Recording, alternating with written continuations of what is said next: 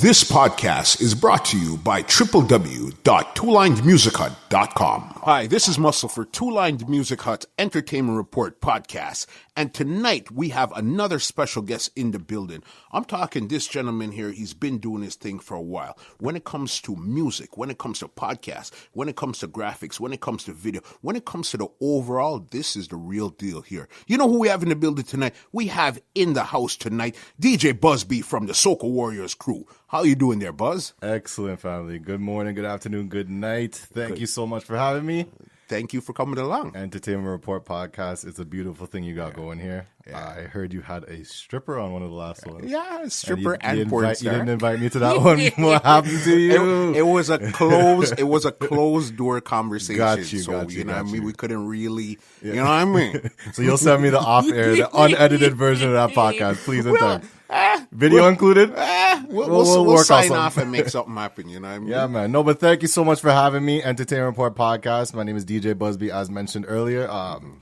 Doing a lot of things in the city of Toronto, Canada, where I'm from. Mm-hmm. This is my home. Been here all my life. Yeah. By extension of Trinidad and Tobago. For sure. Both of my parents are Trini. Okay. Grew up with a Caribbean household environment, and y'all know what that entails. A lot of licks, a lot of swizzle sticks, a lot of, slippers, that kind of good stuff. Always grew up with the influence of soca music and calypso especially. Back then, I guess it was more of a calypso feel. Exactly. Yeah. Literally the vinyl records that my dad would have and the cassette tapes, playing all that stuff. Kitchener and all of those artists there. Exactly. Super Blue. Exactly. All of those guys. And fun fact about me, I currently am wearing a Team Soca hat. Yeah. Yes. Soca has literally become my entire life. Yeah. But at one point in time, I dislike Soca. Well, I think that's a deal for everybody came through that right there. Exactly. First, especially your parents are playing calypso, so you're not trying to associate with anything your parents were playing at that time. Exactly. So whatever everybody, I guess it would have been hip hop, reggae, whatever it was, everybody else is listening to, that's what you'll be listening to. Exactly. And I knew the music. Yeah. I didn't really like to associate with it, and especially growing up in the environments that I did, because when I did go to school, it was elementary school, was more of a Caucasian environment. And there was a little bit of other ethnicities, but majority was Caucasian. Yeah. So you develop the likings of Backstreet Boys, Britney Spears, etc. Of course. Grow up now, take the next step to high school. That was more of a quote-unquote hood environment. Now we're talking Dipset. Now we're talking Jigga. Now we're talking Nas, etc. So that became a part of just the music that I liked. Okay. I didn't really get involved in that aspect of, the culture, but I was more video games. Go home and play my video games. Y'all go over there and sell what you have to sell. I'm going home to play on my Counter-Strike and StarCraft. Hey, and leave it there. Right. You know what I mean? And leave it there. So where was the transition? Where did you say, you know what? You fell in love with soca?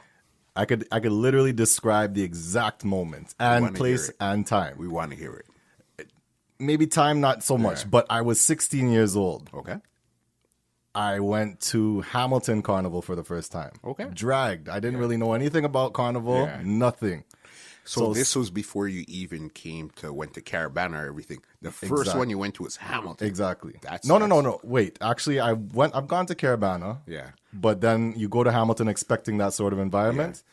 But even still, I didn't really conceptualize what Carnival was at that point. Fair enough. But 16 years old. Yeah. Is that age of puberty, you're etc. You're figuring out what's going on at that time. Right. So you're starting to notice girls. Yeah. So that should explain a little bit what I'm about to say. Yeah. Get to Hamilton Carnival now.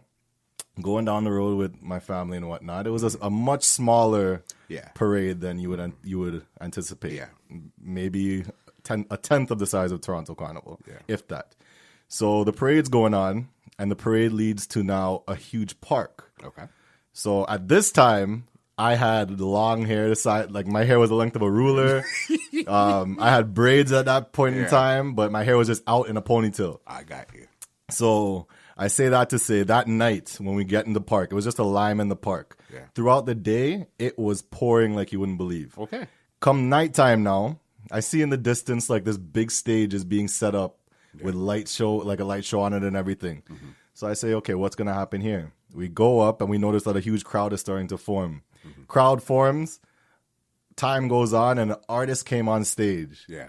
And the presence that he had on that stage Yeah. was absolutely mind-blowing to me. And the way that he controlled this crowd Yeah. and had everybody jumping left to right, up and down. I got my first wine at that point. So you know that's where I fell in love. Hey, I could get a wine. Hey, with no Right. problems. Hey, No issues. A girl's coming to dance on me. What? This is where I need to be. So sign me up for 10 of these. right. And you know the situation when they get the case of water. Yeah. Got the case of water, threw out the water to the crowd. Yeah. That part in the song came on. He said, everybody fling the water. I said, what the heck is going It on? was the vibe.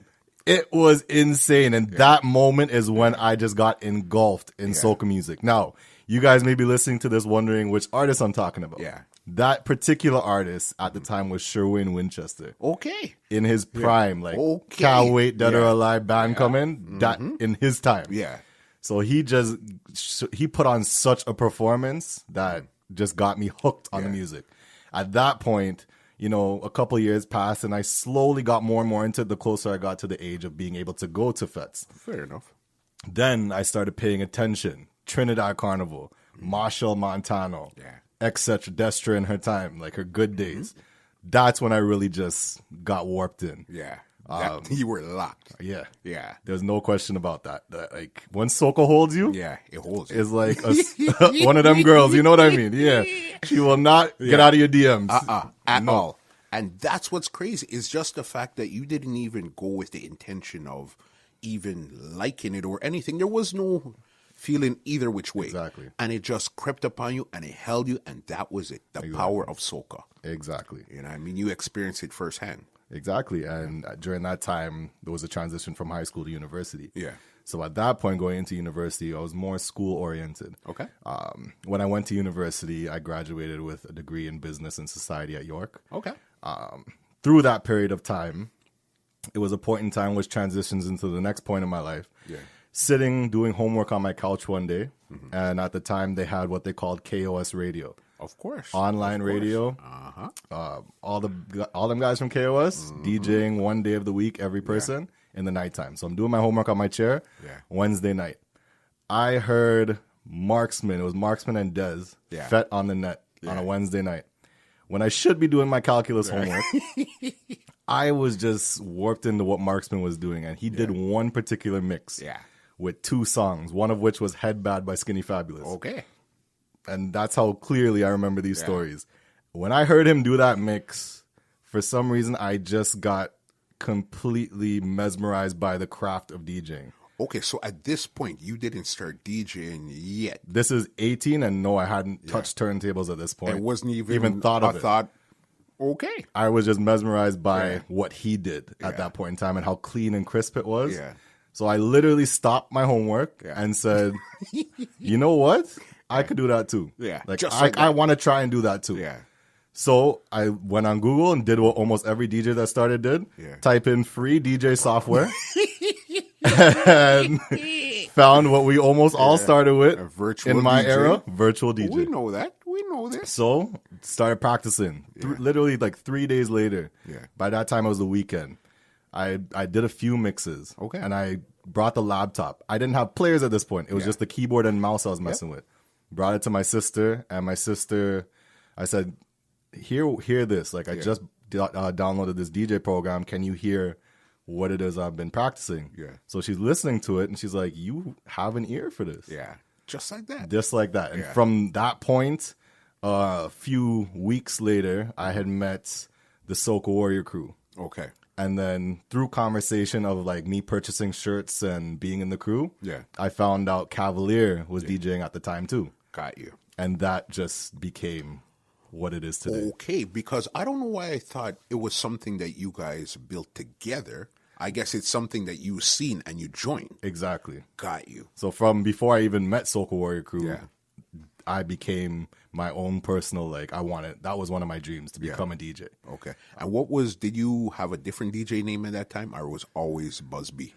It was not always Busby. It's very, can I even remember this now? DJ Delirious. Yeah. And this was when I was like 17, 18. Yeah. I'm just searching on Google, Instagram, etc.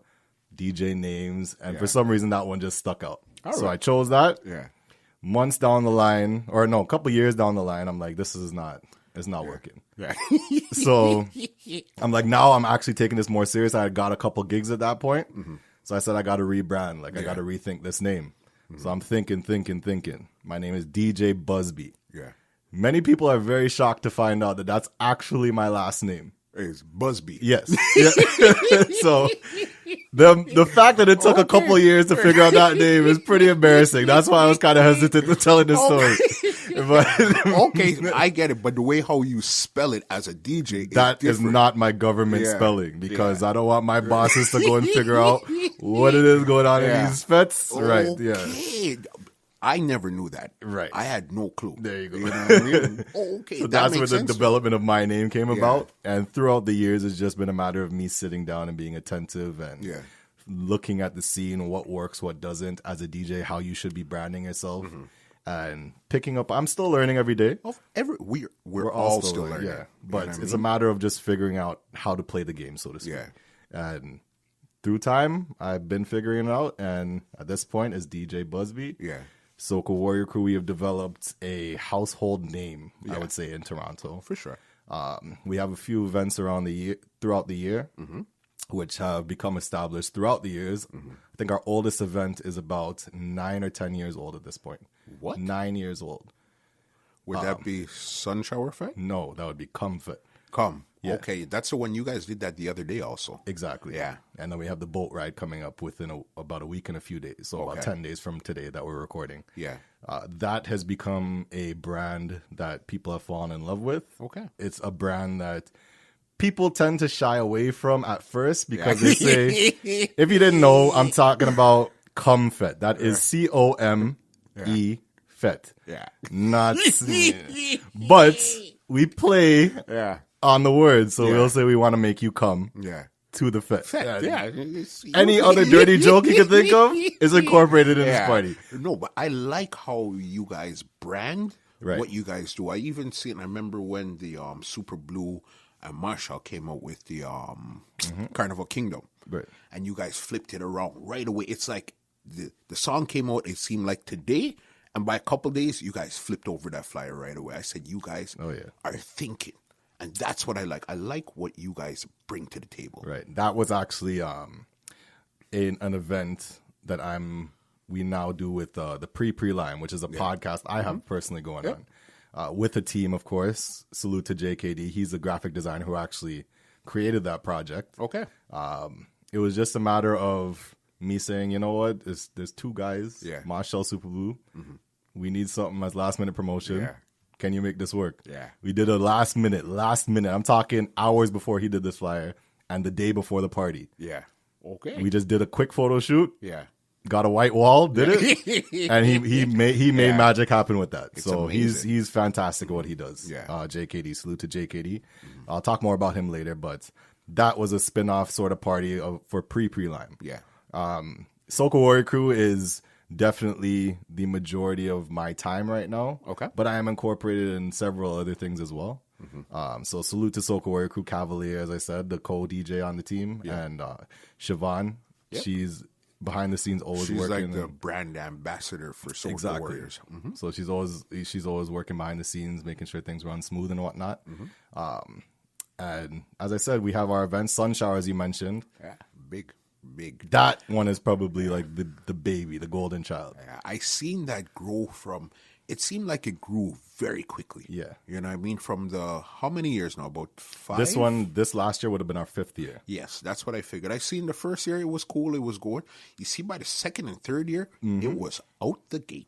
So let me tell you something. This 5th year, we just finally crossed our 1,000 patron mark. Yeah. The first year, do you want to take a guess how many people were there? Probably 150, 200. There was anywhere from 30 to 40 people that attended that party. Wow. On top of that, the budget for that party must have been about $10,000 to $12,000. with 30 people. Do you want to do the math on that? But wow. Okay. But what's amazing though is the tenacity to know, okay, we only got a handful of people. Exactly. And the fact that we were even able to do it again, we're even willing to do it again. Exactly. That's amazing. Yeah. Because I know you have like the water trucks, the you know what? You explain it to them. This event is literally going to bring you back to your childhood when you were out in the sun playing with, you know, several water activities, water balloons, water guns, going in the water hose, having somebody spray you down with the water hose. We have all of that incorporated in this event. Yeah. So it's not just a fete. We bring back your childhood lifestyle with this event. It's those childhood memories that we like to bring out of people. Yeah. And I think that's what really has attracted people to come back yet again and again. And not only that, I can't even count the amount of times, and this is not me saying it, this is me repeating what people have said and tweeted, so you could search this for yourself, of people saying that Sun Shower Fete was the saving grace for their Toronto Carnival week. Wow. And on top of that, it beat Toronto Carnival on the road. It beat any other party they went to, and I'm not saying that for the sake of like boosting it. That's just what people say. What they're saying. You're just repeating what was said to you. And it feels amazing to know that all the hard work that goes behind that touches so many people. And at this point in time, it's not to say that this is just a party for our city. A good maybe 40 to 50% of the event is people from outside of the city. I know for a fact because our ticket sales online. You know when you get the ticket sale and you number see and you see USA. I've seen London, UK. I've seen Trinidad. Just people that have come into the city for Carnival.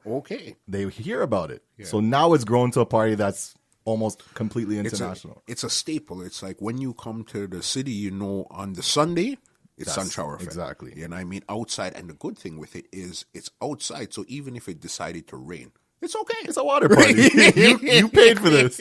So thank you, Mother Nature. I can probably send back the water truck and keep a little money. Somebody, exactly. Right. So it works. So you're not concerned with the elements. Because I think, did last year rain or year before? Last year rained a little bit. The year before had a thunderstorm. Yeah.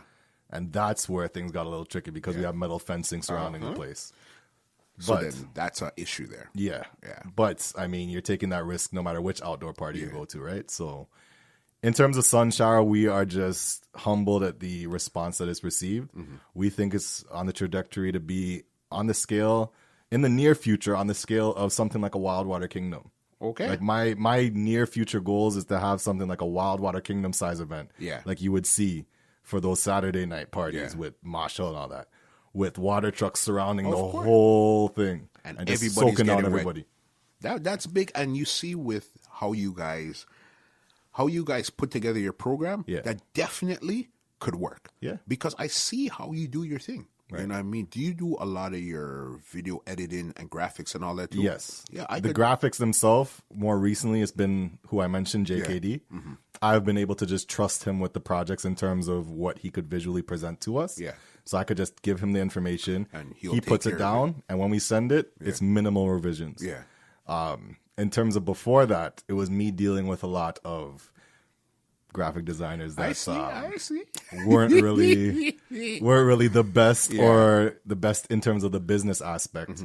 They'd be sending stuff late, requesting obscene amounts of money. Yeah. So that literally forced me to just stay up some nights on YouTube and learn Photoshop. Yeah. And that's when, for a period of maybe 3-4 years, I was doing all the graphic design for SWC, myself, etc. Yeah. So that led me now to get gigs in regards to graphic design. I mean, I wasn't the best at it. But you knew your way around it. Exactly. And that's what's good. And I'm pretty sure it's the same thing with video editing also. That's not your forte, but you know how to get the job done. Exactly. So there's not going to be anybody that's going to say, hey, okay, give me 3 weeks and I get it done. Nah, exactly. I'm getting this done tonight. Because it's time sensitive, as you just said. Sometimes I need things done at a certain time. Yeah. I can't have you telling me when the thing's going to be done, especially if I'm paying you money. Yeah. So at that point, it was just a matter of me figuring all this out. And this wasn't a situation where I would say, okay, I'm going to pay myself out of the profits that we make out of SWC. I'm doing all this for the sake of the business. So this is all my time invested into the business. But, you know, it gave me an appreciation and the know-how Yeah. to say that I know how long this takes. You shouldn't be telling me a 3-week turnaround time. I now know that this is how things are done. Yeah.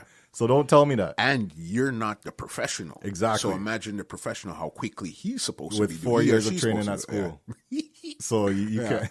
One time I asked the guy a question in terms of graphic design. I think it was somebody printing my flyers. Yeah. I asked him a simple question like, what's the resolution that I should be designing at? Yeah. And when I asked the question, he said, do you have 4 years for me to teach you that?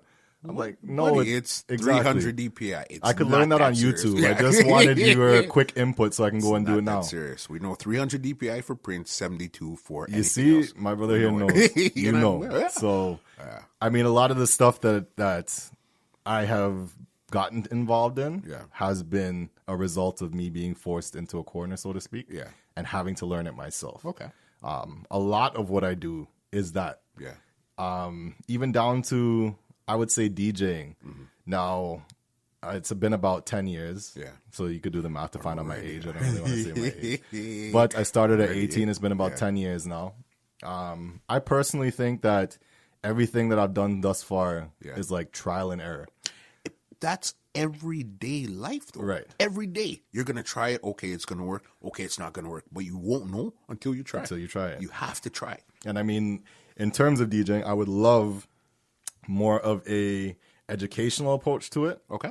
I find that what I have done thus far, as I said, has been trial and error. I look at it like the Nick Cannon and Drumline. Yeah. Like, you know, kid has talent. Yeah. Like, he has something, but he just doesn't know how to read music. Yeah, you got to nurture it. So that's exactly. It's just going to be a matter of just fine-tuning it, getting educated on what the buttons mean. I just know how to push it to play the music. Funny. But I don't think I've ever read that it says play. You see what I'm saying? So it's a drumline syndrome, I think, and I want to grasp that aspect because you look at the idols in the industry. Yeah. Perfect example, I think that's almost everybody's idol, young and old right now in our Caribbean industry and many industries is Puffy. I knew you were going to say that without doubt. Exactly. You know what I mean? Because just looking at what that guy, not only guy, that kid is able to do, and he's not much younger than me, but that's what really hits home. Yeah. Is like you could see somebody on that screen and you know you have the capability of doing it. Yeah. It's just a matter of the determination. So that's one guy I would love to sit down one day and just pick his brain about, how, like, what did it take? Yeah, that makes two of us. I definitely, whenever he puts out like his 1 minute videos on Instagram, I look at it, I say, yo, this guy's amazing. Yeah. You know And not to take anything away from him, but you've heard like he's had training from the best. Yeah. Scratchmaster, King Okay. Bubba, etc. Okay. And these guys are world renowned.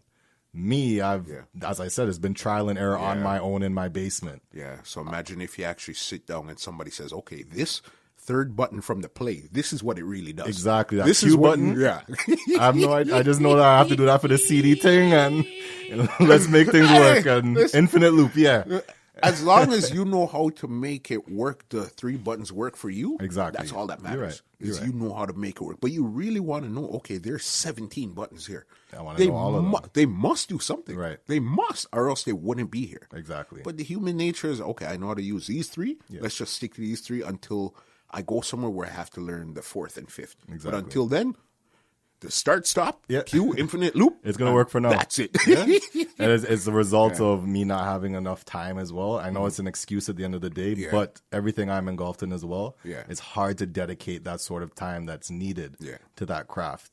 So I know what to do with what I'm doing. And based off of the response, the bookings, the commentary on what I have done and specific mixes and whatnot, even seeing in the public, I think I'm doing a decent job at it. I would say so. And the results of me getting bookings, not only locally but internationally now, is a result of me at least knowing that much. Yeah. I would love to know the next step, and that's, I think, one of my next goals. Yeah. Because I'm still young. You're still, listen, you have so much time in front of you. Yeah. Right now, you're still playing around. Yeah. You know what I mean? Feeling out, hey, you know what? You might do something else later. But right now, this is what you're doing. Exactly. And you're going to figure it out as you go along. The start was dipping my toe in the water. Then it was a shallow end for a bit. And now I'm right where that water declines into the deep end. I'm still keeping my feet on the ground. Yeah. but I'm still pushing my toes just to keep above water. A bit, just to see Not what's the deep out there. end yet, Yeah. but I'm definitely working on that. Yeah. As I said, internationally. Now I have literally this year have been my first 2 opportunities outside of the country. Yeah. To actually plug in and DJ. All right.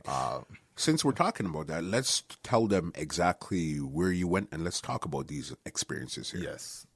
Earlier this year, and it's not to say it in a certain way, but this is something that people as well as myself have dreamed about for course. years of their career. Yeah. The first stop was Trinidad Carnival. Big. And for that to be the first stop, Yeah. that is big. It was phenomenal. You know what I mean? Big.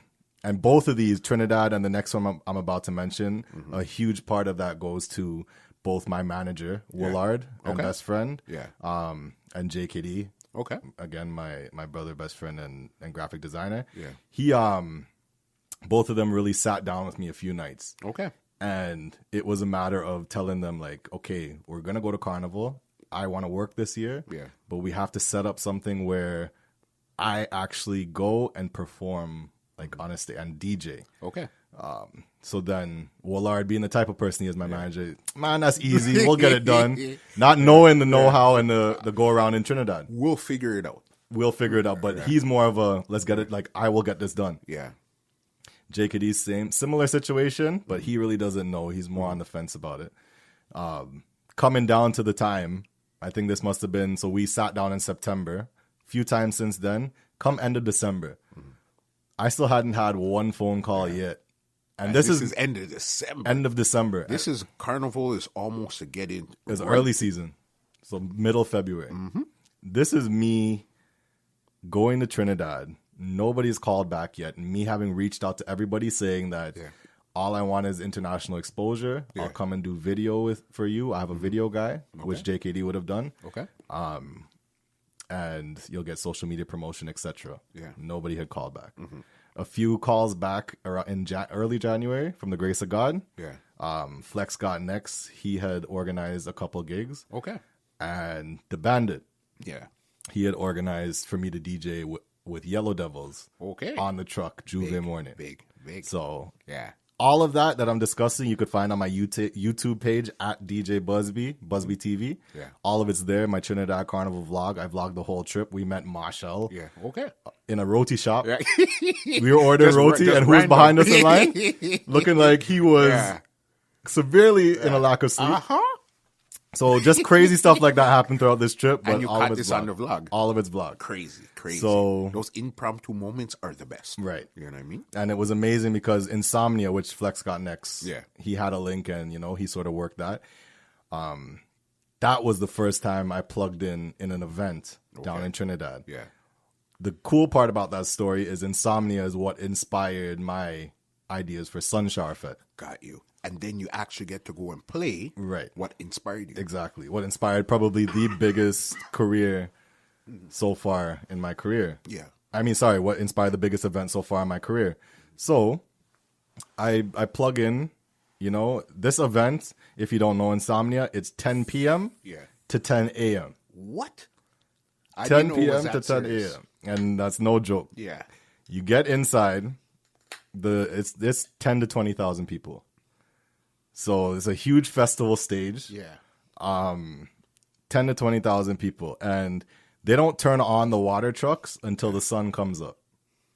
This is crazy. So when the sun comes up, you get water hosing down the whole, like not one water truck, like 3 or 4 around the crowd, soaking everybody.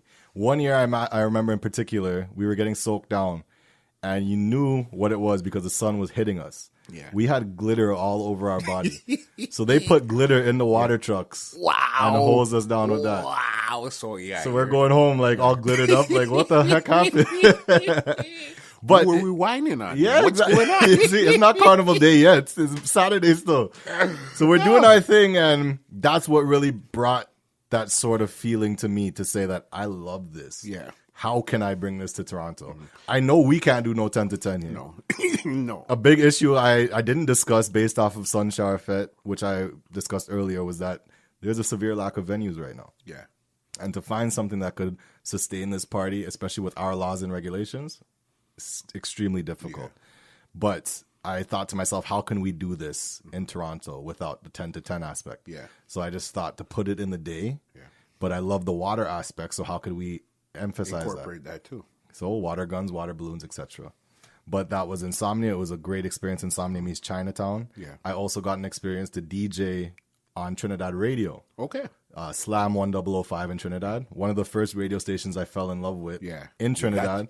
That's so amazing. The fact that you get to go back to these fetes Right. that you were paying to go into. Right. And now I'm on the big stage. Exactly. This is the radio station. As soon as you come to Trinidad, this is what you're listening to. Exactly. Now I'm the one on the air. Exactly. Before we get to the radio station, I want to ask you, how did it feel when you're on that big stage in front of, I want to say, probably the largest crowd you've ever played in front of?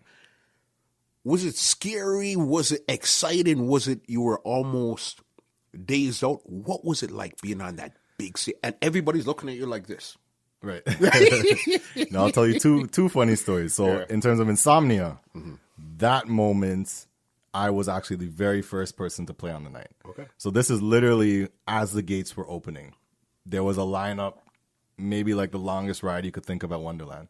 Wow. And the line that people are telling me that there's this line, and I could only imagine it because the fences are so high you can't see. Okay. Because they don't want people to scale them. Right. But what I can see is the big flags in Trinidad. So I see a bunch of them waving throughout this long line. I'm like, oh my God, that's real. Yeah.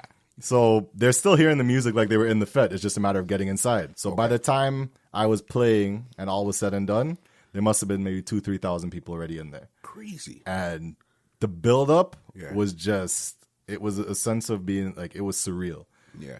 And the stage that I was on, I have never been on or personally seen a stage setup like they had set up. Okay. They had it looking like an EDM festival type of stage. With all of the screens and everything in the background. Yeah, but like personally built for this event. And literally, I knew that because some of the guys that actually built it were on stage talking about it. And they built certain things, intricate things to make it personal for this event. Just the light show that they had was incredible. And overlooking the distance, you could just see palm trees. So the ambiance of the whole thing, mind-blowing. So I'm DJing. To be honest, apart from it being surreal, that was the fourth event in a row that I not played at. I had partied at the previous three. Okay. Previous two. And this was AM Bush, which was 2 a.m. to 7 a.m. Get home to go to Soca Brainwash, which is noon till 7. To go home and change to go to this party. So I hadn't had any sleep at that point. No. And most people without their sleep is a different mood. 100%. So it sort of affected the way I played personally. But my boys did come and they will tell me if I didn't do well. Yeah. Let's put it that way. And they said, don't worry about it. Like, you did a really good job. Apart from that, fast forward now to Yellow Devils. Yeah. That was insane. Yeah. The crowd, again, maybe 2,000-3,000 people, but this time surrounding this truck. Okay. And the vibe. Oh my goodness. And the vibe. I played when the sun came up and when the water truck just arrived. So that's when the energy is just about the climax and everything's going to collide in one. Yeah. So, and you got that special moment. That special moment. And that's the second time that's happened. That happened last year at Juve in June. Okay. The moment I plugged in, crowd was full, and the water truck had just came. So something's saying something in the universe. You're the sun shower. Exactly. You know yes. what I mean? Exactly. And both of those are beautiful moments. I was an honor to be a part of just such a profound movement in the soca culture. For sure. Trinidad Carnival, as much as people will say Toronto's the Mecca, which I truly believe, is one of the meccas of soca. Okay. Is probably up there because we incorporate every other culture. For sure. But what Trinidad has to offer, I have never seen anywhere else in this world. Yeah. And what is it that you would say is so special? Is it just the vibe, the feeling, the setup, everything, or what is it that you say? It's a combination of things. I would say definitely it's a matter of the climate. Yeah. Where we are, as I said, palm trees, you get the vibe of being in an island environment. You also have the situation of not as many laws and regulations against alcohol. Okay. So So it's not by 2 o'clock. Right. It's gone. And so you're drinking from basically you enter till you leave. exactly. And this situation and drinks are cheaper Yeah. in that part of the world. So in which case they're able to do an all-inclusive event Yeah. for a better price Yeah. that we could possibly do it at with the premium stuff. Yeah. So not the Hennessy and 5-year-old all that. Eldorado Yeah. that we serve here. I'm talking the It's the real deal. 21-year-old on tap. Wow. And I have all video footage again of that on my YouTube page. And this but is in the all-inclusive. all inclusive. And it's more so the fine details. Even upon entry, they have the most beautiful women Yeah. approaching you with your wristband. Yeah. They have women walking around serving you drinks. Be careful with them. Be careful with them. Some of them have put me hugging toilet seats because I've been drinking something that these girls are giving me. And just because they're a pretty face, I said, yes, be careful. Yeah, I'll take 2 of those. Right, You know you're exactly. showing off. Oh, I'll take another one. Yeah, when they walk over my stomach, I don't feel Hug in good. your belly. Trust me. Yeah. But it's just part. It's The whole part of the vibe. experience. Exactly. You know what I mean? And one thing too is actually going there for the first time, and also hearing Slam 1005 before, because as I said, upon going on my first time, I had no idea what to expect. I just had a perception of it based off of stories. Yeah. So going now, I'm hearing the DJs on Slam. Yeah. And not taking anything away from Toronto. Toronto has some of the best DJs For in the sure. world. 100%. But these DJs in Trinidad on a completely different level. It's been like that from back in the days. From we used to get tapes from Trinidad, Right. With Chinese Laundry, Yep. FPM, Black Cherry was another one, and there was somebody else. But the two standouts, the number one was Chinese Laundry. Okay. Number two was FPM, and how they mix, Right. it was unbelievable. Yeah. Unbelievable. And I'm sitting there listening to music with that same, Yeah. that expression, like, oh my gosh, these guys, and they're doing stuff I can't even comprehend. And to an extent, some of the DJs that I've heard play don't have the marketing that Puffy has, Yeah. but they are up there. And I will say that without a shadow of a doubt. They are up there with Puffy. Yep. At 100%. I know when it comes to, I don't know what it is about Trinidad. Yeah. Trinidad's production of everything, whether it be video, Exactly. fetes, events, DJs, is just on another level. Have y'all ever seen a Private Ryan recap video of Soca Brainwash? Boss! If not, go and search that on YouTube as soon as you're done listening to this. Yeah. It looks like a movie trailer. Yeah. You could put it beside an Avengers trailer, you might never know. The drone shots, Yeah, all of exactly. That, you know what I mean? So- It's great. The production. I remember they used to have when they did Soca Monarchs and Yeah. I always get this mixed up. Is Toronto Panorama or Panalive? Toronto? Yeah, because we have a Pan one also. We probably panel live. Panalive. So Trinidad is Panorama. I believe so, yeah. Yes. So then they would always you'd get the DVD and it would come out so quick. Yeah. It's like the next year, the day after. Yeah. And the production on it would be so crazy. Yep. It's like, what are you guys doing in Trinidad? Exactly. And you would expect that us in Toronto, Canada, we should have it together, but we don't. No comparison Yeah. to what I've seen coming out of Trinidad. I'm talking about this is from the early 90s. Right. The production value Yeah. was always crazy. And that's what amazes me. Yeah. And I think a lot of the stuff from there stems over here. But to say that we have actually come up with our own, and don't get me wrong, we have some amazing stuff ourselves. Oh, for sure. But you go abroad and it really opens your eyes to see that there is so much more out there in the world and so many people doing it way better than us. But it's not till you travel and look around and take yourself outside of the box, you get to really see what's going on worldwide. Exactly. And that sort of brings me to the next point, which was Trinidad. I had gone 4 times prior to this year where I actually DJ'd. Okay. So in total, I've gone to Trinidad 5 times. Got you. If you've ever gone to Trinidad Carnival, you should know how much that experience is going to cost you. Especially if you do it how it should be done. Yeah. So, needless to say, I didn't really go anywhere else during that period of time. But this year, I actually got an opportunity after Trinidad to go and DJ in Dubai. Yeah. That probably has changed the game for me in a way that I could have never imagined would have. And you say this even over Trinidad? Yes. Yeah. Reason being, And Trinidad, as I said, I think they are the best at what they do in terms of the soca. 100% agree. In terms of soca events. But at the end of the day, you're in Trinidad. Yeah. I still have to look over to my shoulder and say, who is this dread man watching me so hard? Because you could, realistically, you could get robbed. It depends how you move and everything, but at the end of the day, that is a real concern and risk. So you're still in the environment. We're partying and having a good time. Exactly. But you still got to be conscious of what's going on around you. And as you should everywhere, realistically, but going to Dubai, simply getting off of the plane and going to the hotel. Yeah. That taxi ride to the hotel. Yeah. The environment of Dubai, and this was at 11 p.m. at night, so you're getting to see all the lights on the buildings and whatnot. Prior to this, I had no expectations of Dubai. Yeah. I never even thought about Dubai before getting, that opportunity to go out there. So I get there, and I'm just looking around like, what the heck is Toronto doing? What are we doing wrong? It's crazy. Then I'm finding out, the oil money, and that's what really facilitates the economy. But we're getting there, and I'm looking around like, these buildings are all skyscrapers. Crazy. Craziest part? Yeah. We weren't even in the good part of the city yet. What? We weren't even we were at Young and Shepherd. You still but gotta go we still have to go to Dundas. Exactly. Yeah. We still have to go CN Tower and everything. Yeah. Wow. So we get to the hotel. The events go on. Salute first and foremost to My Soca Weekender. At My Soca Weekender, make sure you follow them. Okay. They are the ones who gave me the opportunity to go and DJ there. They're a team from London, UK. Okay.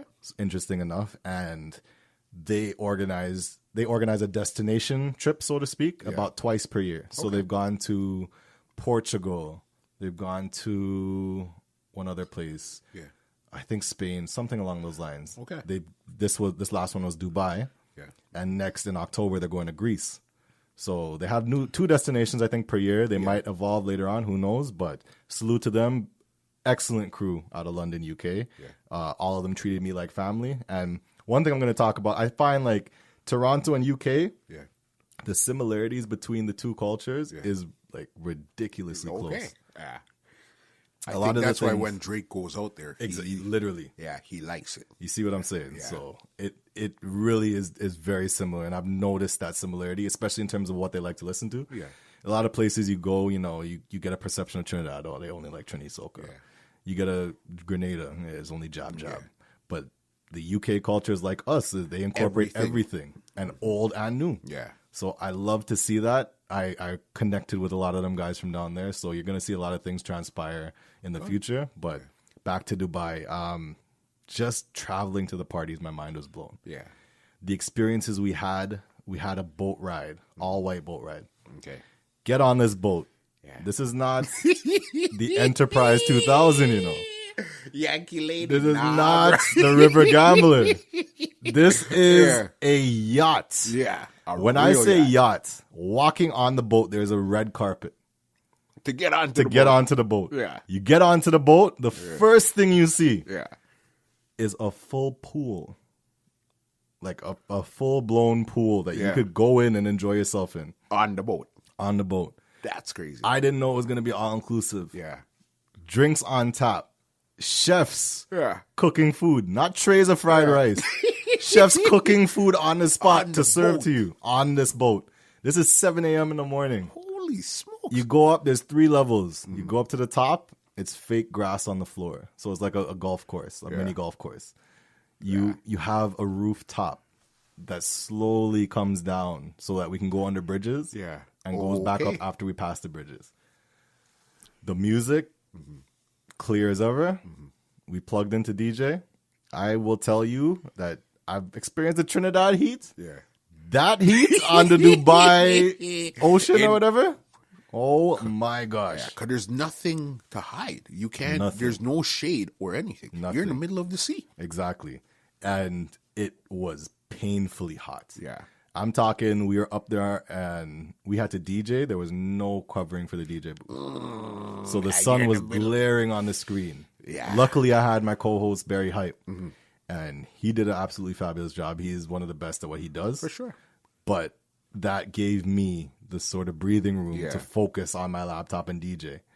Whereas if I had to mic and then like peek at my screen and squint my eyes, try and figure this out, it might have got a little more rocky than it did. But I ended up playing as people said, extremely well on that boat. Okay. To the point where when I finished playing, walking into the crowd, I had people literally pulling me aside to shake my hand. Like, Okay. In Dubai. you did yes.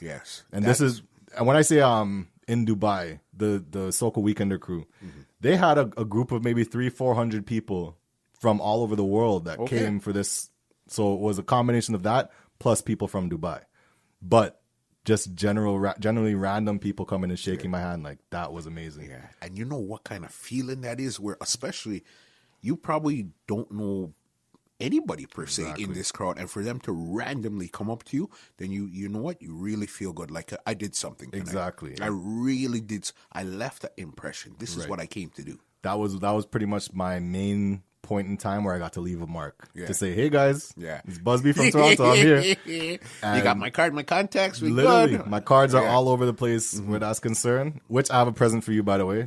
Remind me. But handing out my cards, I'll give it to you right now, as a matter of fact, because that explains what I'm about to talk about. Okay. To people in general, I was giving business cards. Yeah. But when it came to promoters and whatnot, I had a USB stick. Smart guy. And then I put my business card attached to it. USB stick, what does that have? Every single one of my mixes, everything I'm involved in, the pre-lime Soca Warrior crew, etc. And that went in the hands of each promoter I interacted with. So let me tell you something. Why do you think you're actually sitting here tonight? Why do you think you're sitting here? That's a good question. It's well, because you hit me up. Because I definitely rate what you bring to the table. Appreciate as that, the newer crop. Right. What you bring to the table is amazing, brother. Thank you, man. And I mean, we probably don't connect daily. We probably barely talk with like a couple pictures here, like a little comment there. Yeah. But I see what you bring to the table. Thank you, it's amazing. I'm glad that it's going noticed. No, 100%. You know what I mean? 100%. It's just a matter of hard work, again, learning the game and trying to carve out your own niche in the market. Because what happened here is very basic. Yeah. At the end of the day, if you really sit down and think about it. And I'm going to sort of explain what I mean by that. And, a lot of people are going to hear this and ask me about it, because the amount of questions I've received about this USB project. Yeah. Where did you get them, bro? Do you have a website I can get them from? Yeah, it's called, first of all, you could have Googled it. 100%. Second of all, I got it on Amazon.com. For sure. Which are the two biggest things on the web. And it's Google very basic. and Amazon. You get 10 of them. You get a little keychain thing. Put your cards on it. Yeah. That's all this project was. But the impact that it has when I hand it to a promoter, they're just like, they shake my hand. Yeah, like, it's different. Crap, nobody's ever.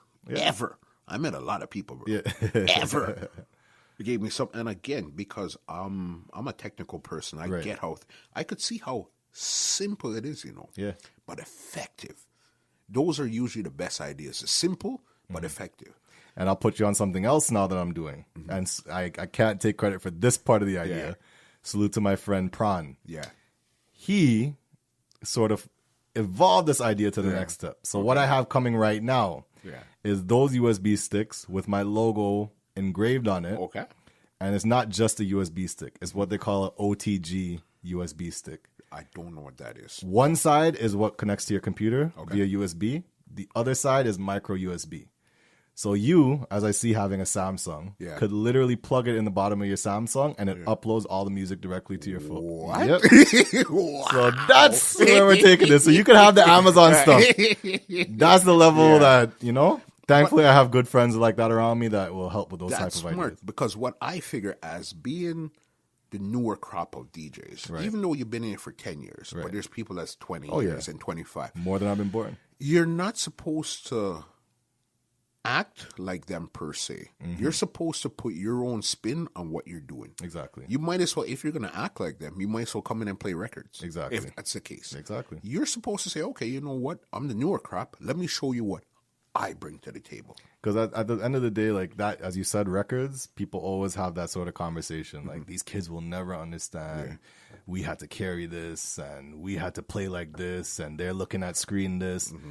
At the end of the day, we are doing what we have to do, and this is a new hustle that we have to take on.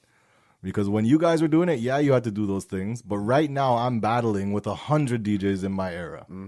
And this is the kind of stuff that's going to set me apart. 100% agree. I agree. This isn't lifting crates. Yeah. But it's a matter of using your brain power and setting yourself apart. But do you know what it is to have to sort through 100, 200 MP3 files? If You have brother, to go I had to through do that. edit. I had to do that today at work. I have my things on a work. USB. Yeah. And while I'm working on my computer, Yeah. I have about everything new that comes out for Soca. I go download each song individually, put it all on the USB, plug it in at work, and just let each song play one by one. If I like it, Vibe it. if I don't, recycling bin. Yeah. And you see, that is, okay, you didn't lift up crates of records. Right. Okay, cool. But did you go through 200 MP3s and edit? It's a different vibe. Exactly. So your struggles are different than somebody else's, but it's still a struggle. But at the end of the day, are you presenting the music the way it needs to be presented? Right. And that's the only thing that matters. And that's a point too of emulating the greats. Yeah. So I mean, as you said, you don't do exactly what they've done or do exactly what they're doing. You take pieces of each of them, Of course. and build it into your own. And create your own, yep. The names I've mentioned is like who I would like to emulate one day. Very hype on the microphone. Yeah. Puffy on the turntables. Men like Private Ryan, Dr. J, throwing events. Yeah. That kind of stuff. Like I want to just be a one-stop shop when it comes down to it. Yeah. And it's just a matter of building. At this point, as I said, I have work. I have a family at home. There's certain things that need to be taken care of as well. sure. But it's just a matter of sitting down and getting things done. Those times will come, just as this instance happened with Dubai. Yeah. Because we have to revisit that. But just like that happened, I've just impressed a whole bunch of new people. If I do that often enough, it's going to get to a point. I know it will. It's just a matter of when. I just have to be prepared for it. That's true. You know what? Since we're talking about Dubai, let's not gloss over that, because that's a big deal. Yeah. You know what I mean? Exactly. So it was the boat cruise. Where else did you play when you were out there? So the next step after that was a dance hall versus soca party. I didn't DJ there, Okay. but because there was a lot of DJs on board, so they kind of gave everybody a shot where they could. Got you. But it was like a reasonably sized venue, maybe 300-400 people, Okay. and packed to the Yeah. brim, just a vibe, and it was a very good vibe. They're a bit more strict out there in Dubai, Yeah. and boy, them prices, brother. Take a guess. Take a wild guess. How much a shot of rum would cost in Dubai? Okay, let me ask you this. What are you spending when you're in Dubai? Is it US or is No, it it's Durham. That's And what it's called, If Durham. if it's Durham, yes, and if it's Durham, that would be divided by 3 for Canadian dollars, roughly. Yeah. So if it's 30 Durham, that's 10 Canadian dollars. Okay, 10 Canadian. But I don't know why I thought it would have been, the money in Dubai would have been more than Canadian. That's what I mean. Yeah. Okay, so then, yeah. So 10, no. So 10. 10 Canadian dollars if I go to exchange it, Yeah. aside from the exchange rates and whatnot, would be 30 Durham. No, but then that's what I meant. I thought Oh, probably. other way around. Yes, that's Gotcha. what I No. It's. Yeah, I'm surprised. exactly, yeah. You know what I mean? Yeah, so okay, so you're saying A shot. A simple shot. Could we say probably 30 to 40 dirham? I got 2 shots. Yeah. That bill came up to 110 Durham. What? That is 20 Canadian dollars For 2 shots? 20 Canadian dollars a shot. So for the 2 shots, it was 40 Canadian dollars. What? I'm kidding you not. Wow. And apparently they don't have an LCBO where you Yeah. could just go and get alcohol like that. So if you're ever going there, Yeah. duty free is your best friend if you like to drink. Okay, so You're you allowed have to about 4 actually- liters. to bring it in. Yes, you're allowed 4 liters. So they don't have a liquor store. No liquor store. So They might, but again, if you pay $20 for a shot, What are you paying for the?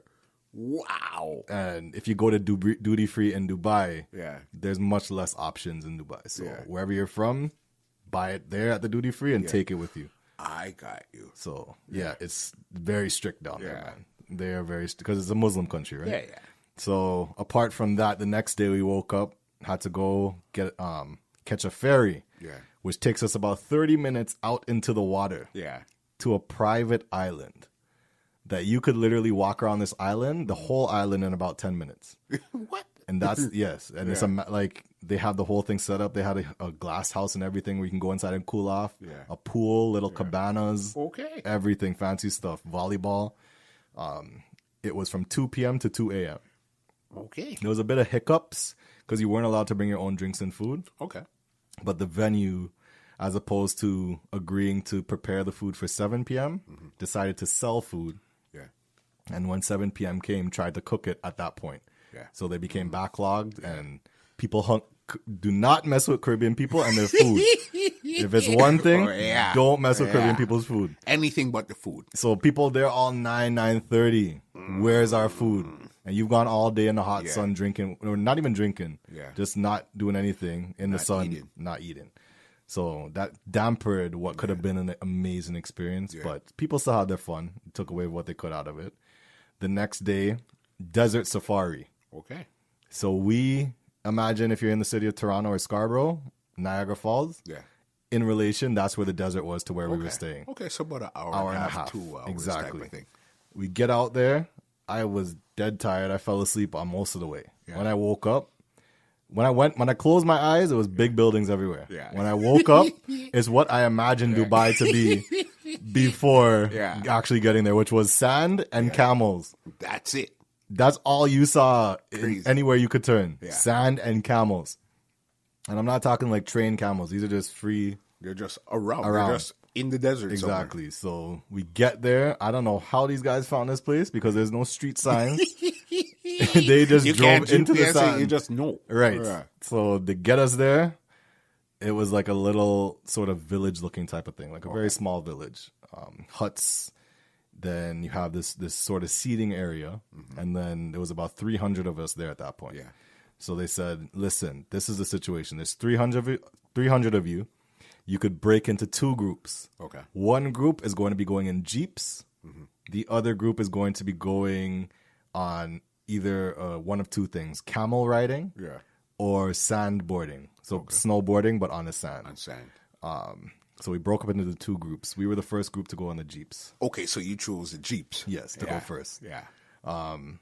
At this point, this wasn't like the ATV things. This was like they literally had about 40 jeeps. Yeah. Come out and drive one by one into where we were. It looked so cool. Crazy. Like a bad boy. It looked awesome. They came and picked us all up. We were supposed to group off into 6 per car. Okay. We get to these cars. This experience was scary as hell. Especially in the middle of the desert. We are in the middle of the desert, and these cars are taking us like out into the desert. Further. And when I say out, our driver in particular, he was a bad youth. Like, he was a bad Muslim. He was about 18 years old, but when everybody would stop and be in line to like go waiting, he would just go on a detour and just like in the desert. Bro. When I tell you they were hitting these sand dunes, like the car was a snowboard, I kid you not. Like they were going like snowboards on the sand dune. Drifting. On the side. Like the car was on the side. Drifting. And we're all like this in the car, praying to God everything's going to be okay, holding on to the grips. Yeah. The reason I was sort of comforted was because we all had our seatbelts on. Yeah. Except him. So if he's driving like that without a seatbelt, I said to myself, you know what? We should be all right. Should be okay. But hopefully. To fast forward that, I mean, the desert, we got to go on the camels too. That camel picked me up without hesitation. Yeah. And I'm not a small guy.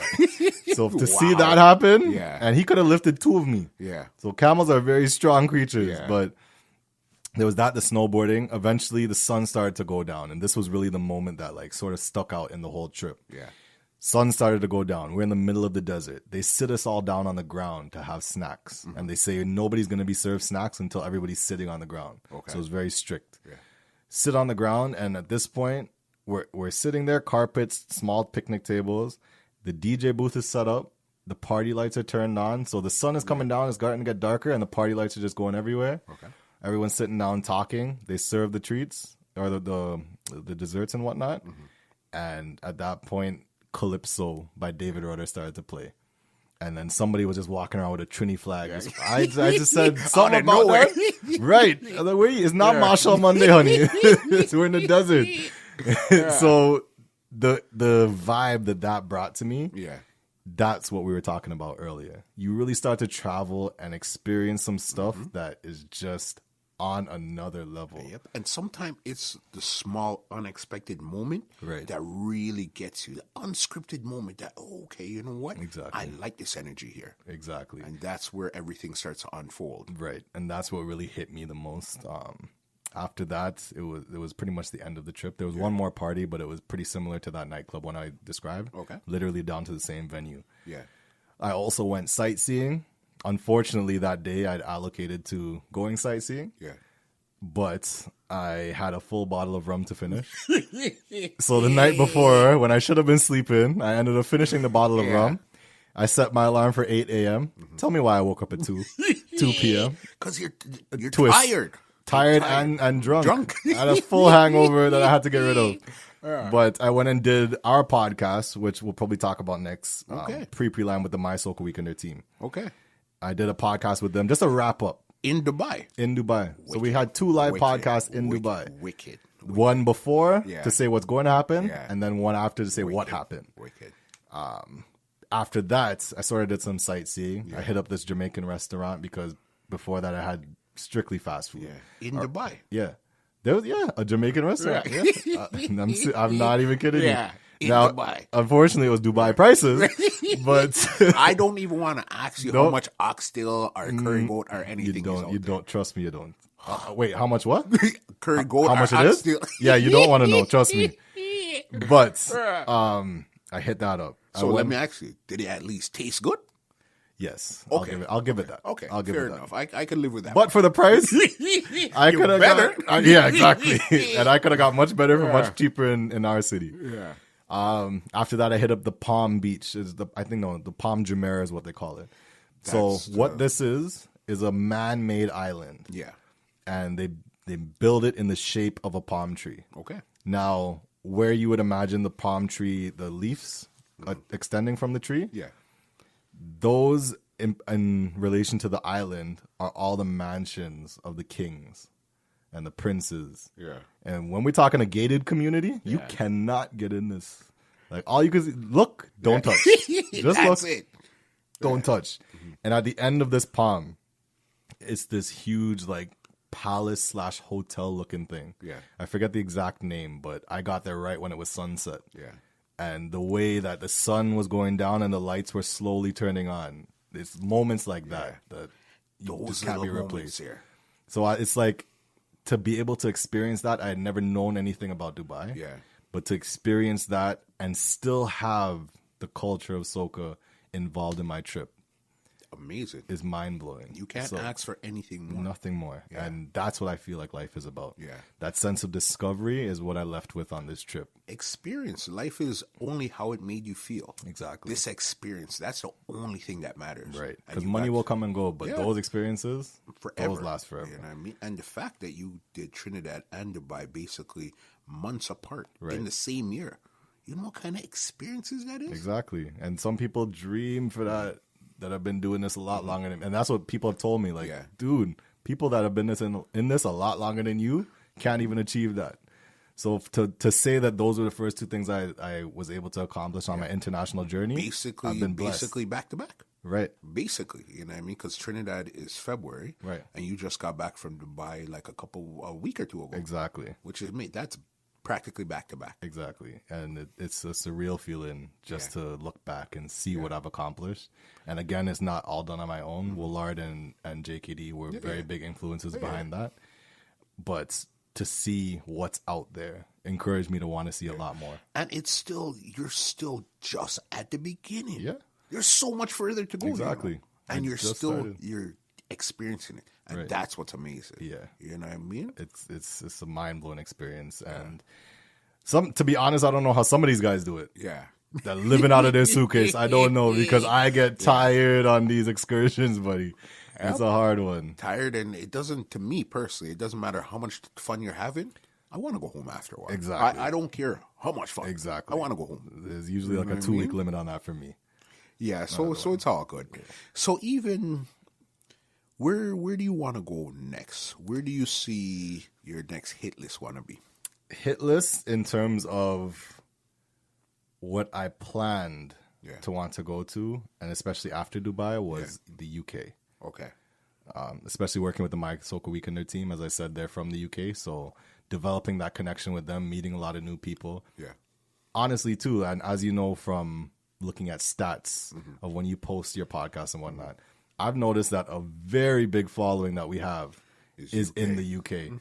I've had a lot of people from the UK that I've never met before, just general fans, message me like, dude, you're really good at what you do. Yeah. And some of them will be like, I never miss a podcast. Yeah. I never miss a mix show. Yeah. And that astonishes me that the internet is able to give us that reach. The internet is the greatest thing invented.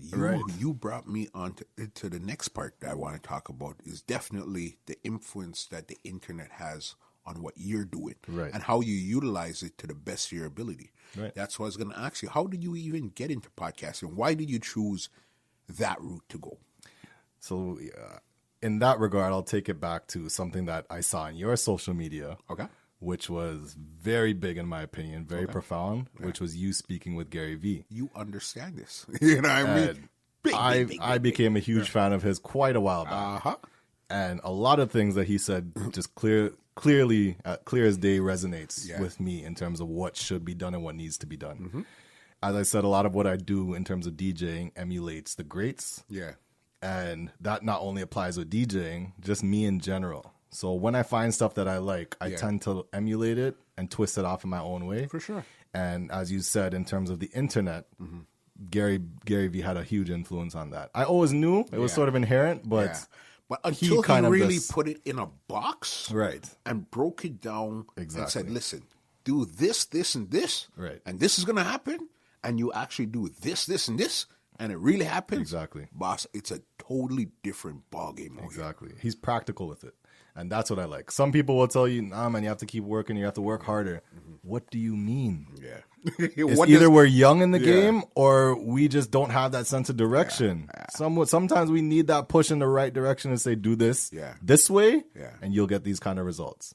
And that's what I think Gary Vee sort of did. Mr. Vaynerchuk, he's a genius. The boss of all boss. And he's so basic. Yeah. That's what it is, Super, super, super, super basic. I think a good thing with him is he is a chameleon in his settings. He adapts to various settings that he's in, and he's able to word what he has to say extremely well. Yep. And that is what sets him apart. He really put me on the fact that if you, in this day and age, are not actively figuring out how to use this cell phone that's in your pocket or hand all day, you're invisible to the people that you're trying to sell to. You're losing. You're losing right away. It's as simple as that. So every day I'm actively trying to find new ways, get better at what's been done, etc. In terms of entertainment, because I know you have to, so to speak, mix the medicine with the candy. Of course. So you have to give them the juicy stuff to get them entertained, and then you tell them what you want to tell them exactly, once you get them in. Or what they need to hear. Yeah. But in that regard, I adapted well to Charlemagne the God from Breakfast Club, and he has his own podcast. Big. The way he's able to make jokes, but at the same time present a message that makes you feel so connected to this guy that you've never met in your life, resonated with me so much. Yep.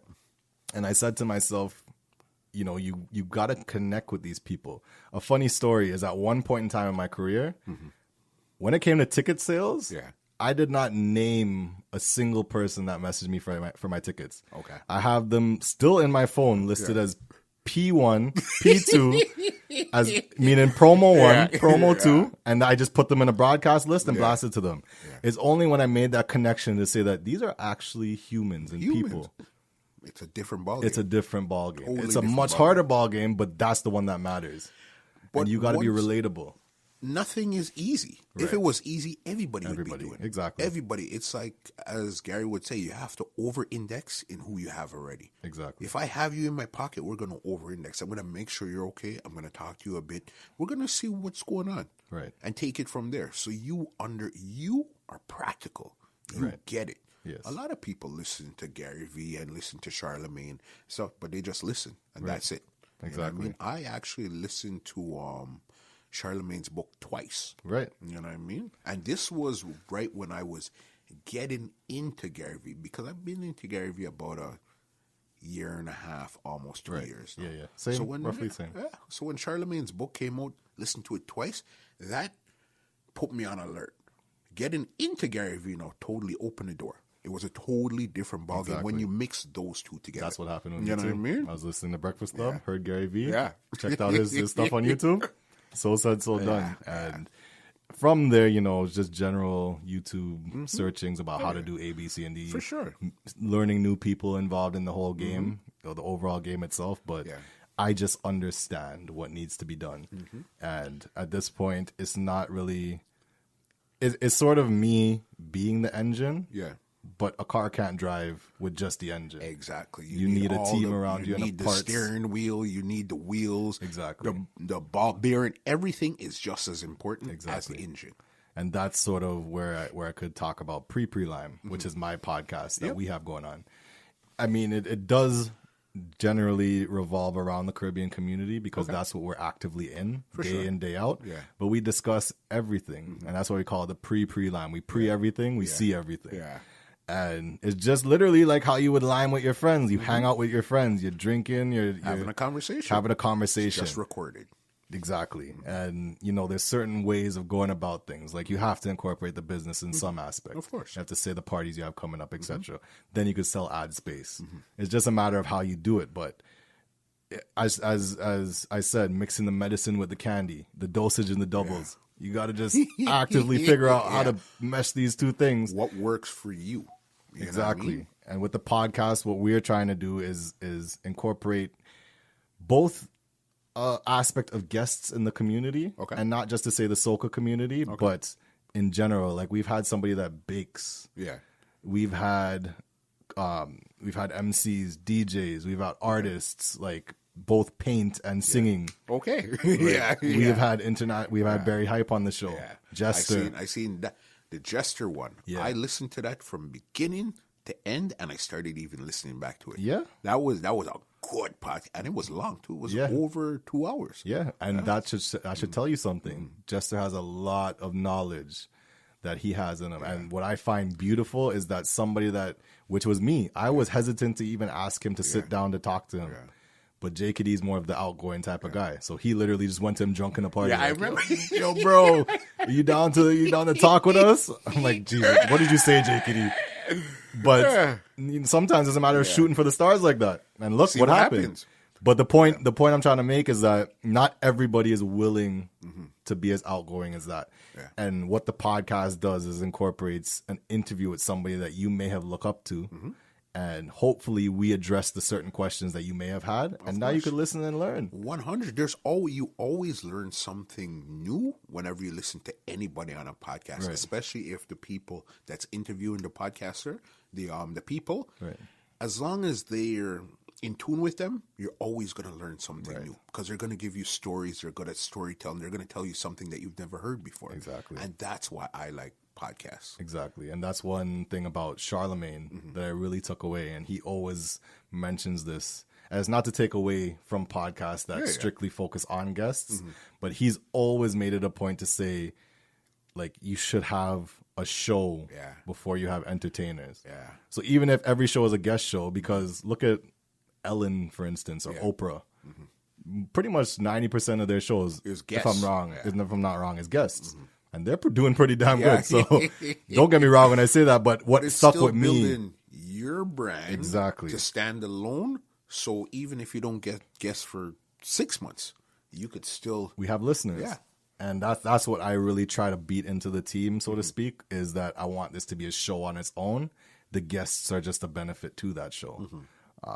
And I think so far we've done really well. Yeah. At the start, we had a huge influx of people. Yeah. That sort of slowly declined as time went on. Purposely. Yeah. And then seeing that, I had to react. Developed a much stronger team. And also salute to Deli, Leah, Letitia, and obviously JKD, myself. We're actively working every week, not just of doing what we've set out to do, but thinking of different things and incorporating new promo, etc., just to make it, a little more edgy and stand apart from the rest of us.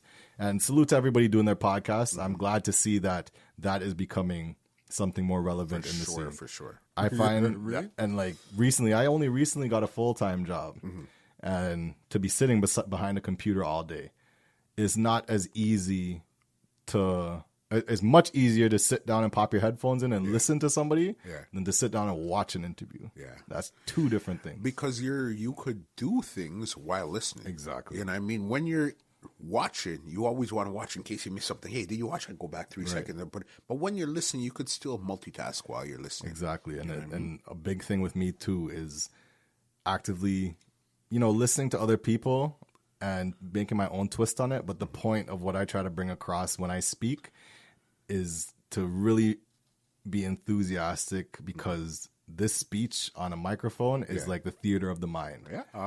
And 100%. if you're speaking very basic, monotone, not gonna go very far. You gotta play with it. You gotta get people excited. You're not gonna capture right people, because remember, there's no visuals. It's only voice. Right. So if it's only voice, now you have to carry them on a ride. Exactly. You know what I mean? And as soon as we sat down just now and I heard you speak, I've listened to the podcast. Right. But hearing you speak live and in person, I don't know why you haven't been on a radio before you got on the podcast. And that's what people people tell that to me, even down to work.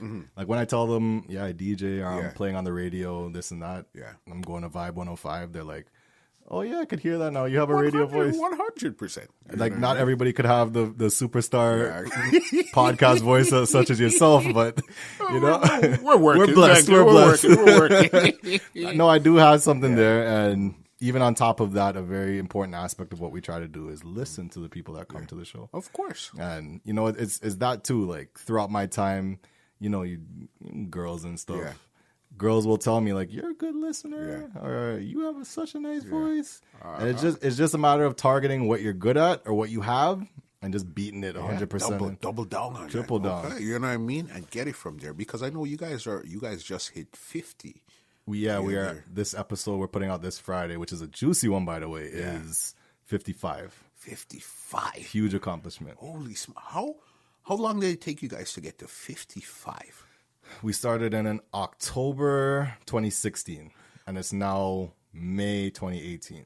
That's how long you've been doing it. Yeah. I didn't realize that at all. Man. Yeah.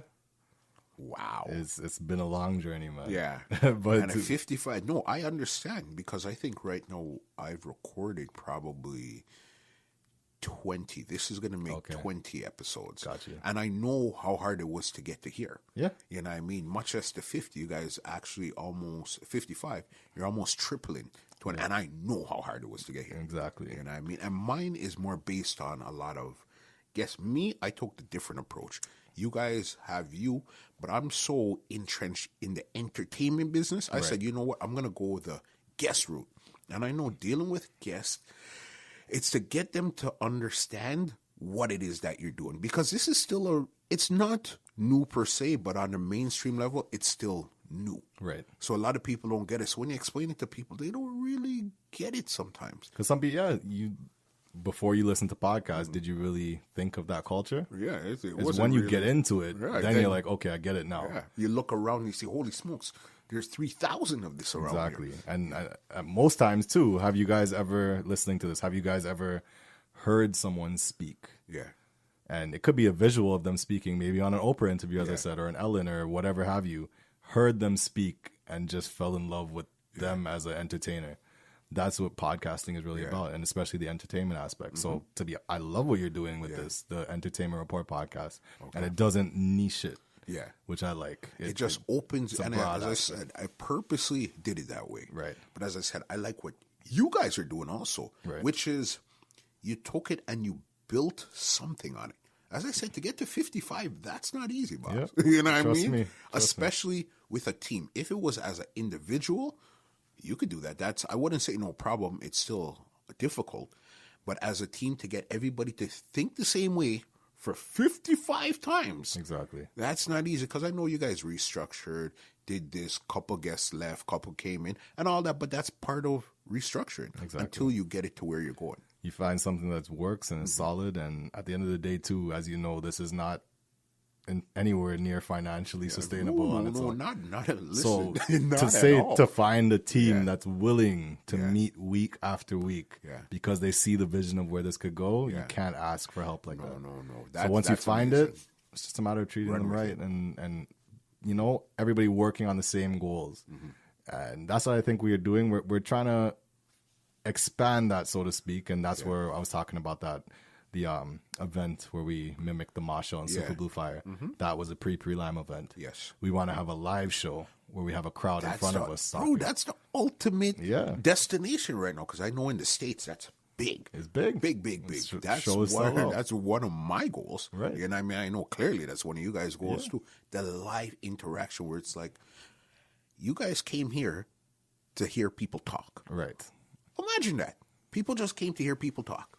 And beyond that, it still shocks me to see that after every single week that we put out this podcast, at least 250 to 300 plays happen on this podcast that we've sat there and talked shit. Can I swear on this? Sorry. Of course, 100%. That we've sat there and talked the utmost shit for an hour and a half, 2 hours, and people consistently come back to hear it. For sure. It's mind-blowing. And what I love is that it makes you personal with the audience. You're not just this 100%. face on a flyer, and so to speak. And that's really important in this game. That's your gateway drug. Exactly. And I mean, we're okay. I like you. I like your personality. So I think I'm going to like you as a DJ too. Let me come out to the party. And then you see, now you didn't get the upfront money from the podcast, but you got the back end money from them buying a ticket and coming, telling their friends. So what cost me to produce a podcast, I'm now making the money on the back end. You got it. And that's what it is. It's the gateway drug. Exactly. We know the name of the game. Yeah. You know what I mean? And it's just a matter of just roping everything into one big empire, so to speak. Hey, you're a media company, and you understand that concept, and I've came to understand that concept too. And as long as you keep pumping it out, people, you're gonna get all type of calls from people, all type of DMs from people, all type of emails. People that would see you on the street that never liked your post, you know, never one day. I love They're what you're gonna doing. stop. What? Holy smokes! I love what you're doing. Keep on doing it. I seen you on YouTube, but I only got 3 likes. But you're not one of them. I got 500 views, 3 likes. You're not one of them, but you like it. It's cool. It's all good. That literally You know what I happened mean? the other day. Some girl, I met up with her with tickets and whatnot. Yeah. She's like, "Oh yeah, I seen you on Instagram and I seen you in Dubai." I was like, "I wanted to go to that to go to Dubai in my life so bad." Yeah. And then I sat down and really looked at your post and I was like, "You were DJing? That's big." So I'm like, I never saw your name like one of my posts. You know, I don't time. need it, but it would have been nice to, you know, I don't know, That's extra all one. we know. Come on. So One we time know I was what I'm sitting, doing. it was annoying. I was sitting at like 399 one time and the thing would not move. I was about to be like, reach out to my friends and maybe try to get one just like. come on, give me a like. Like your own, no. just to take it Right. to the front. But the point is, as long as they see it, I guess. Yeah. And- It is what it is. It's just sometimes you want to know that you're connecting with Right. people. You know what I mean? I guess when you see them in person, they tell you, okay, you know what? I'll keep going. Exactly. Because I like it. So no, be thankful for all of them, the good and the bad. Yeah. Either way, bad press is good press. Yeah. Apart from that, and apart from like the podcast, the mixes, the events and whatnot, it's the YouTube page that I'm really passionate about. Okay. Which is getting pretty much everything I do, Yeah. vlogged and put out on YouTube. Okay. Something I typically do that I think will eventually set myself apart is to videotape each of my sets. Yeah. And the reason that's unique is because some DJs, as many of you know, will go in and do the exact same routine every single time. So if they do a video for every party, It's going to be the exact same video you're watching with different people in the exactly. video. But me doing that now will show you that I'm versatile in terms, at least in terms of soca. Yeah. I could play other stuff too, and that's all on my SoundCloud, my YouTube. But the YouTube and the vlogging aspect, I'm really passionate about. I think that adds a visual to the podcast aspect, which will give you a more personal, emotional feel. The visual of just me having a great time and etc. I think that's really important. And the SoundCloud too. The mixes are all up there. I do a weekly podcast. Okay. SWC Radio, 100% Soca on a Thursday night. Okay. And just So you mixes. have basically 2 podcasts running right now. Right. One where it's just more talking, and the other one is music. Exactly. Okay. And vlogging. And vlogging, the events, now looking to go international. Yeah. And then general mixes. Yeah. Mixes for events. And Right across the board. maintaining social media, because that's not easy either. Listen, it's a full-time job. Yeah, man. Listen, a lot of people think that, taking posts in this and to come up with the caption, to come up with what you're going to post, to come up with the video, to come up with the picture. see it, yeah. It's not easy. The time of day I'm going to post it. Okay, these hashtags, it's not easy. Not at all. You know what I mean? That's why a lot of people hire somebody to do. But right now, I'm extremely hands-on. Anything you see on a two-line music hut, It's you. 100% me. And that's why if you're not built for this, Yeah. you're not going to last long. Point blank period. Yeah. Point blank period. And I mean, I salute anybody that's been in it longer than me. You guys have paved the way for what we're about to do. For sure. And I really look at it like, that whole Richard Pryor, Kevin Hart conversation. I see it the same way. Exactly. Like, Richard Pryor, salute to you. You did it when there wasn't this phone. Yep. And you sold out amphitheaters, etc. Salute to you. Yeah. But look at what Kevin Hart has done. Stadiums. Stadiums, multi-million-dollar movies. But you're supposed to come and add your touch to whatever was built before. It's like completing a house. 5 bricks were laid already. Right. You're supposed to come and lay 6 and 7. Right. You know what I mean? Not supposed to come and tear down 5 so it goes out to 3. Lay some bricks. And I think the biggest quote I've taken from Gary Vee is that building quote. Yeah. To say, I'd rather just build the biggest building in town rather than trying to tear everyone else's apart somebody to else's. build Yes, my building. exactly. Build it, and they will come. Yeah. But take it from me, they will come. Exactly. When I came to this office we're sitting in here now, I was in Malvern Town Center for 15 years. Right. All right? When I told people I was leaving, people looked at me like I was crazy. You're leaving. What are you doing? No, you can't do that. I said, you guys have no clue what's going on behind the scenes. You know what I mean? You don't know if I'm here making $1 million a day or if I'm in debt $1 million a day. But we're out here smiling. You see, it took me 3 years to make that move. I really wanted to leave from 2014. Right. Because I seen the decline. I seen things changing, but I had to just sit there. I was afraid. And when I made the move now, listen to me. Yeah. This was the best. Yeah. The best. The best thing I've done. When people come to this office here, they still can't comprehend what I'm trying to tell them. I say, you can't. You don't have the vision. It's not up to them. You know what I It's mean? not up to them to figure it out. You won't understand. It's the best move.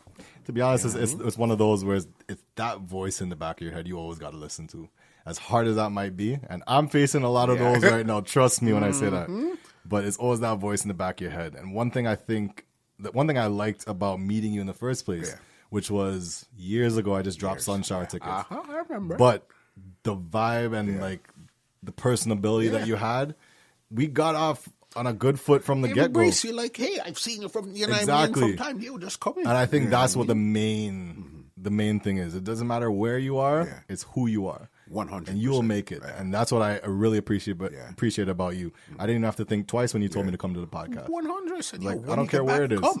Let's go. Let's do it. Let's make it happen. So I came back because during that time, as you probably know, it was very busy just to like even try and get in a zone because I'm new to that whole ballpark of being in an international place and figuring out stuff. So even down to messages on my phone were very scarce. Yeah, I didn't get back to a lot of people, which was because you're too busy trying to figure out what's going on here. Exactly, you know what I mean? It's not like you've been here before. Exactly. First time here, let me soak it in. I'll get back to my phone. Okay, I'm going to check my phone in an hour. Right. When you see 8 hours pass, it's like, okay, I'll get back to. Don't worry, I read it. Yeah. But I'll get back to you in a minute. Oh man, I'll get back to you when I come. My thing is like I'll leave the message there so I remember to get back to it, but then I don't remember to get back to it, and that little blue dot goes all the way below the scroll, and I apologize. That's that, and here you are. I used to be really good with that. I was on the ball with it, but now it's just I'm so much busier, and now I understand what people mean when they say they're that busy. Yeah, it's crazy right now, boss. Yeah. It's serious.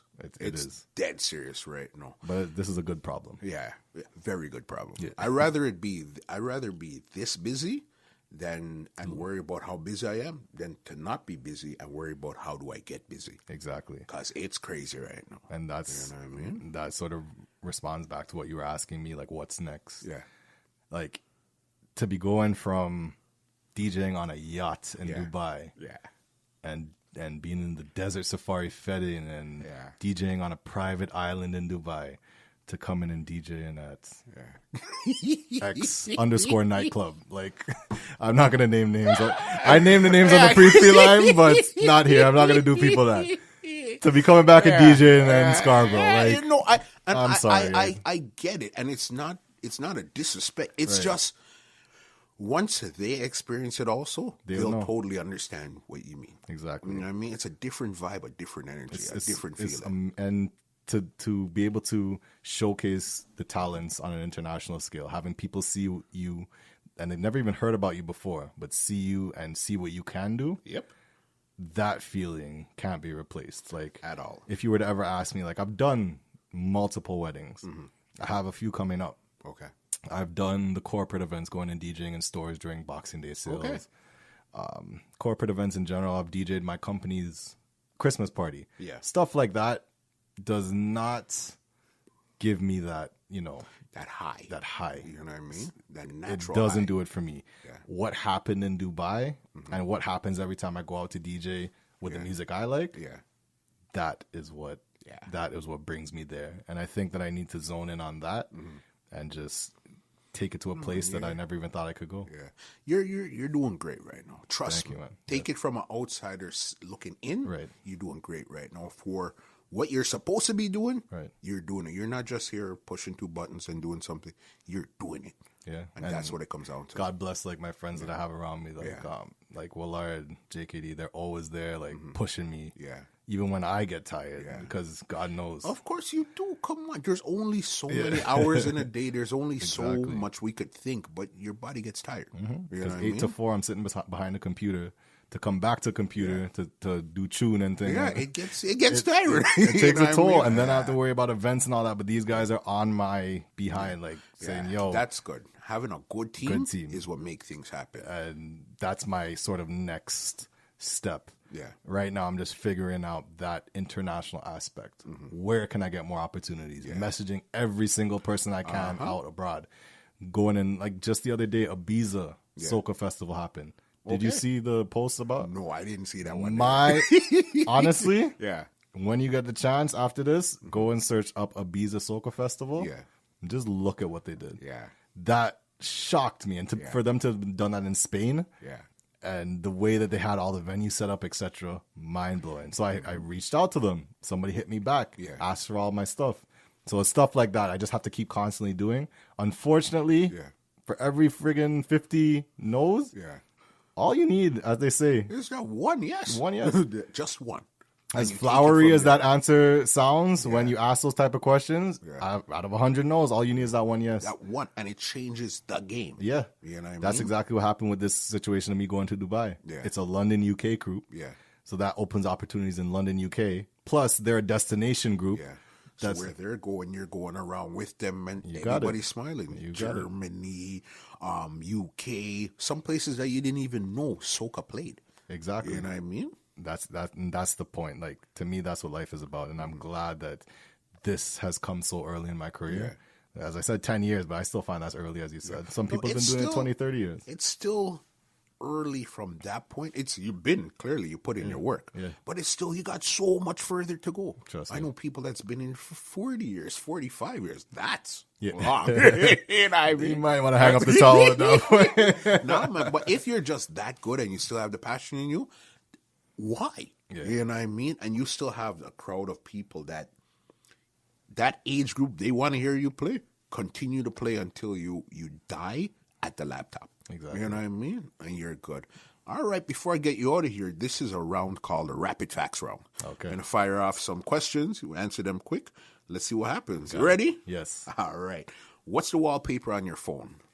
Right now is me going to Dubai. Yeah, So at the airport, Yeah. YYZ, Yeah. just looking into the distance, and it's a picture that my sister took of me. Yeah. Just, Ready. Yeah. Focused. Good. All right. What's the last thing you Googled? Last thing I Googled. Oh my gosh. Doctor Strange. Yeah. Okay. How watch online movies free Right.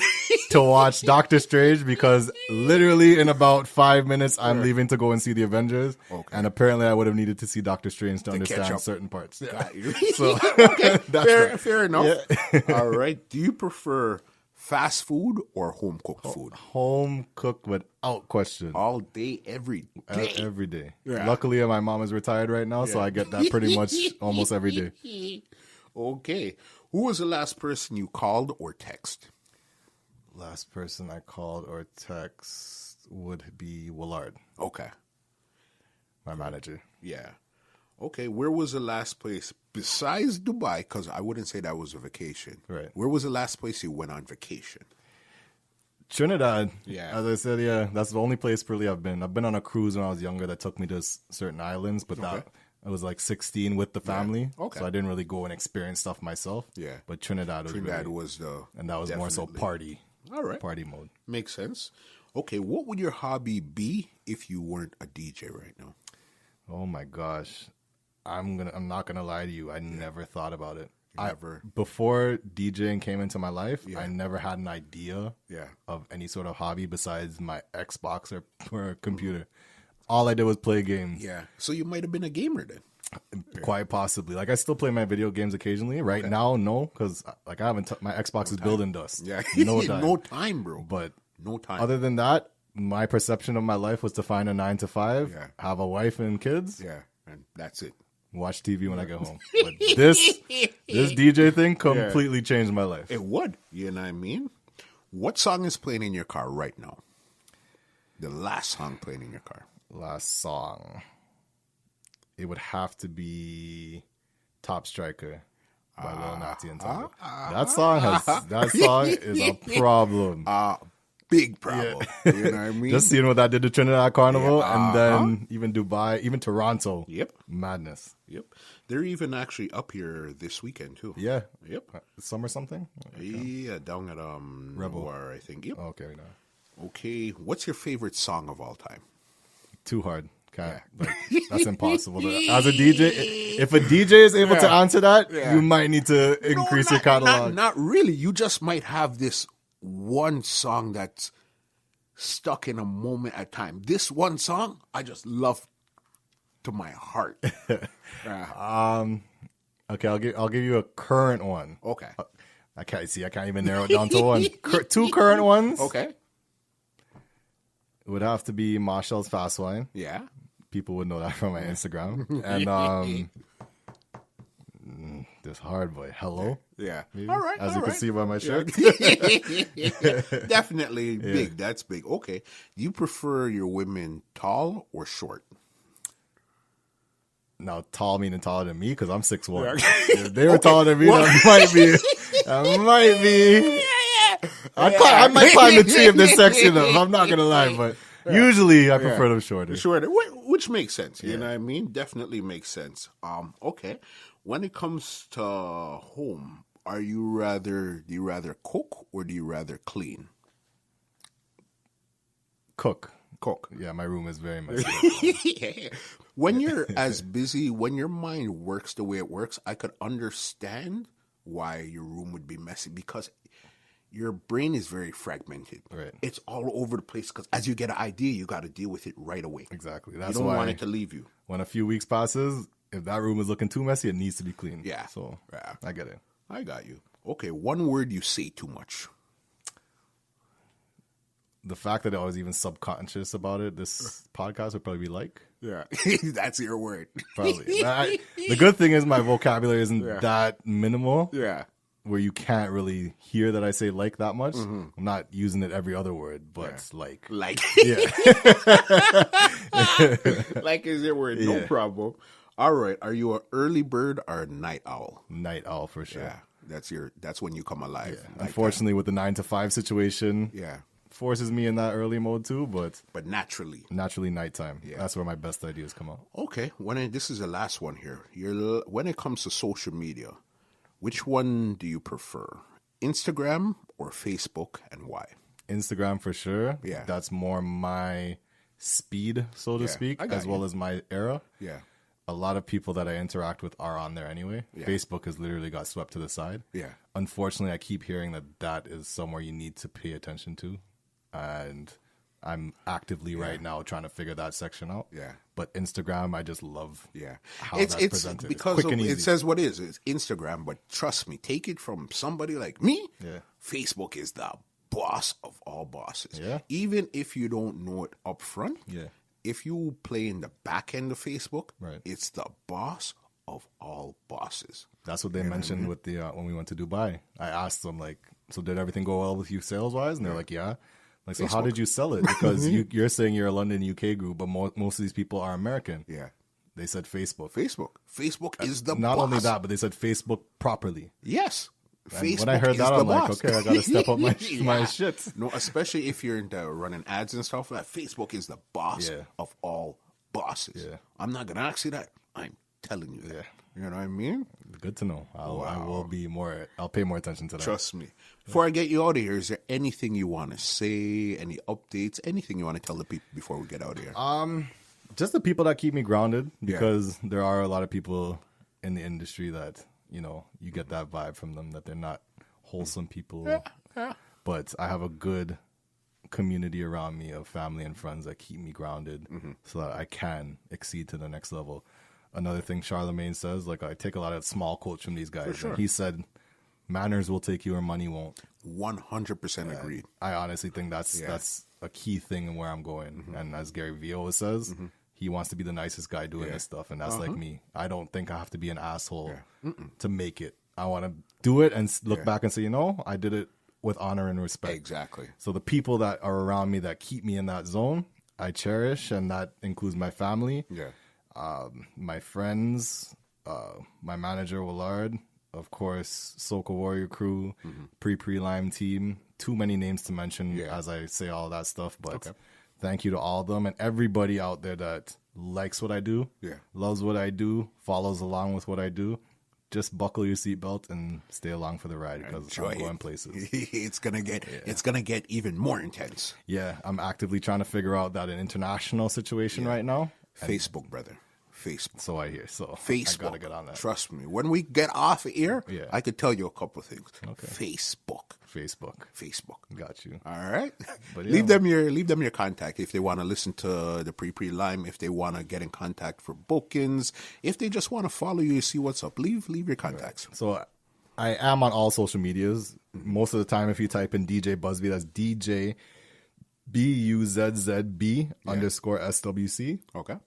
That one in particular, that handle right there, at DJBUZZB _ SWC is my Instagram. Okay. That's where you could pretty much link me in regards to everything. Okay. I post what I'm up to at the moment, previous stuff I've posted, etc.